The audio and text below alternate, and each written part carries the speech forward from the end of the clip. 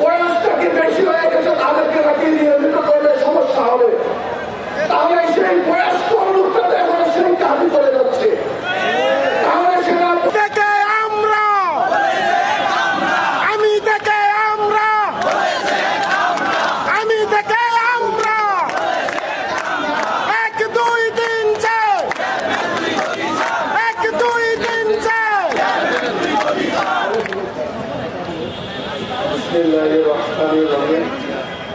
আমি মোহাম্মদ ইয়াসিন, বরিশাল কবি থেকে এসেছি। এই সংগ্রামী আমি এই আন্দোলনে পুরোপুরি সম্পৃক্ততা তখন থেকে ছিলাম, কারণ এই আন্দোলন হচ্ছে 14 কোটি মানুষের আন্দোলন। এই আন্দোলন হচ্ছে সাধারণ খেটে খাওয়া মেহনতি মানুষের আন্দোলন। আপনারা আমাদেরকে অনেকেই বলে থাকেন যে আপনারা এই জুলাই অভ্যুত্থানের পরে হয়তোবা আন্দোলনে এসেছেন, কিন্তু আপনারা হয়তোবা জানেন না আমরা কবে থেকে এই আন্দোলন শুরু করেছি। এই জুলাই বিপ্লবের অনেক আগ থেকে জানুয়ারি 28 তারিখ থেকে আমাদের আন্দোলন কার্যক্রম শুরু হয়। তা হয়তোবা আপনাদের অজানা, আপনারা এই বিষয়টি দেখবেন।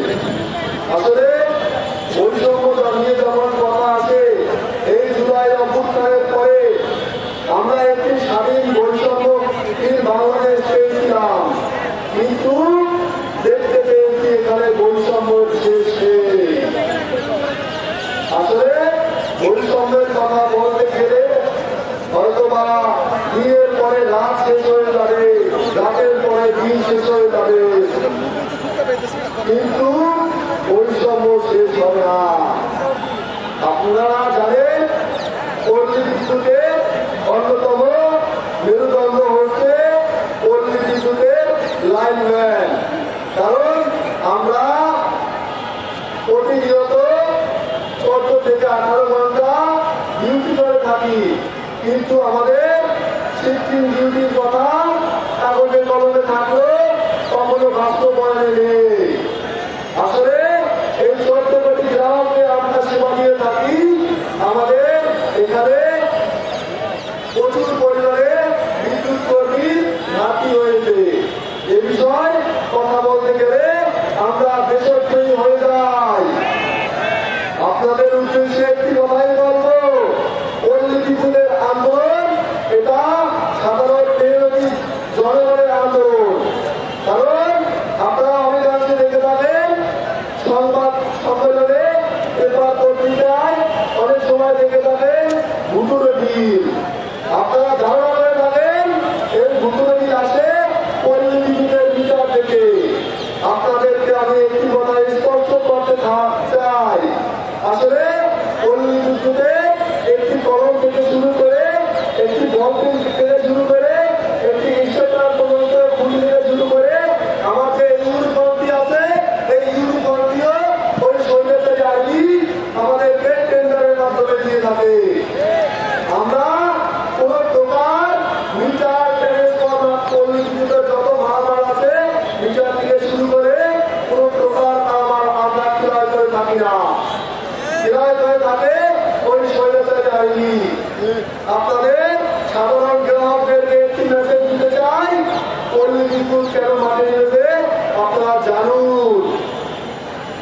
আপনারা জানেন আমরা পল্লী বিদ্যুৎ সেক্টরে ঝুঁকিমূলক কাজ করে থাকি। আমরা এই বিদ্যুৎ কর্মীদের ভিতরে 3টি বৈষম্য সৃষ্টি করে রাখলে শুধু লাইনম্যানদের ভিতরে অসংখ্য বৈষম্য সৃষ্টি করে রেখেছে। প্রতিনিয়ত আমরা বৈষম্যের শিকার হই। আমাদের 2021 সালে নিয়োগ দেওয়া হয়। আসলে আমাদের নিয়োগ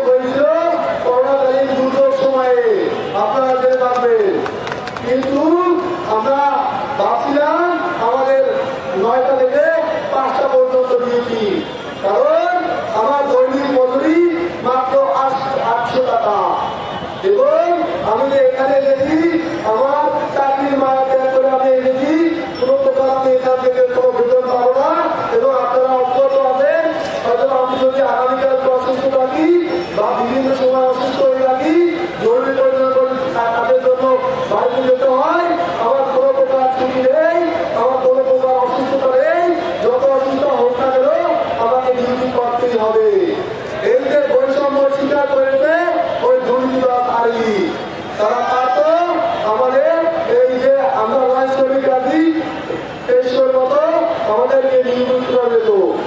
কিন্তু আপনারা কিছুদিন আগে দেখতে পাচ্ছেন আমাদের লেভেল 1 নামে লাইন শুরু করা ছিল, তাদেরকে নিয়মিত করে দেওয়া হয়েছে এবং আমাদের মধ্যে একটি বিভেদ সৃষ্টি করে দেওয়া হয়েছে, যাতে করে আমরা সহিংসতার দিকে এগোতে পারি, এই রাষ্ট্রের দিকে আমরা কোনো অন্যায় কাজ করে সরকারের কাছে খারাপ নজরে আসতে পারি। আপনাদের উদ্দেশ্যে একটি কথা বলবো, আমরা এই গত 4 দিন যাবৎ এখানে শান্তিপূর্ণভাবে কর্মসূচি পালন করতেছি। দরকার হলে এখানে আমার মৃত্যুর আগ পর্যন্ত এখানে কর্মসূচি চালিয়ে যাব, কিন্তু আমরা কোনো প্রকার অন্যায় মেনে নেব না, কোনো প্রকার সহিংসতা মেনে নেব না। আপনারা অবগত আছেন বিলাকাউটের মতো কিছুদিন আগে এই আর্মি স্বৈরাচার আর্মি দুষ্কৃতিকারীরা এই বিলাকাউটের মতো ঘটনা ঘটিয়েছিল এবং এই দায়ভার আমাদের সামনে